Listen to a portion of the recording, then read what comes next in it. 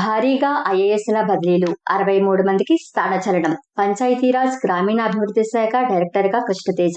పలు శాఖల్లో కమిషనర్లు, డైరెక్టర్ల మార్పు.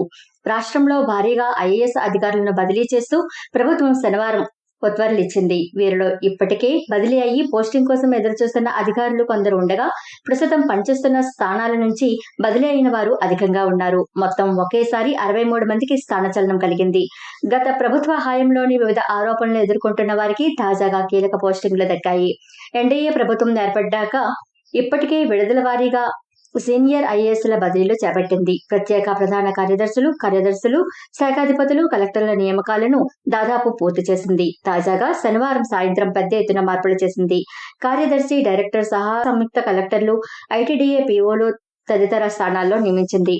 కేరళ నుంచి ఏపీకి డిప్యూటేషన్ పై వచ్చిన 2015 బ్యాచ్ ఐఏఎస్ అధికారి విఆర్ కృష్ణతేజ్ మైలవరపు పంచాయతీరాజ్ గ్రామీణాభివృద్ధి శాఖ డైరెక్టర్ గా నియమితులయ్యారు.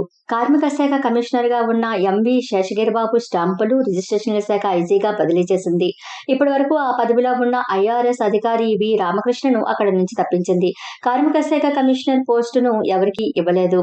వ్యవసాయ శాఖ ప్రత్యేక కమిషనర్ గా పనిచేసిన చేవూరు హరికిరణ్ కు ప్రజారోగ్య, కుటుంబ సంక్షేమ శాఖ డైరెక్టర్ బాధ్యతలు అప్పగించింది.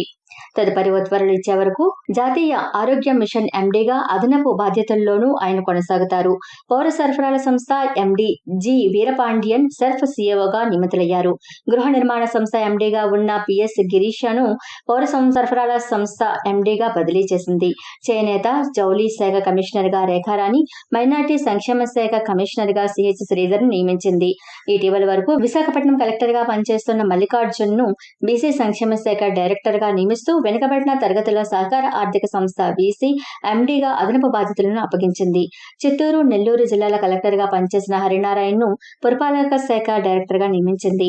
విజయనగరం, పల్నాడు జిల్లాల కలెక్టర్ గా పనిచేసిన లట్కర్ శ్రీకేష్ బాలాజీరావును సర్వే, సెటిల్మెంట్, భూదస్త్రాల శాఖ డైరెక్టర్ గా నియమితులయ్యారు. బదిలీ అయిన వారిలోని ఐఆర్ఎస్, ఐఎఫ్ఎస్ అధికారులు కొందరున్నారు. వారికి పోస్టింగ్లు ఇవ్వలేదు.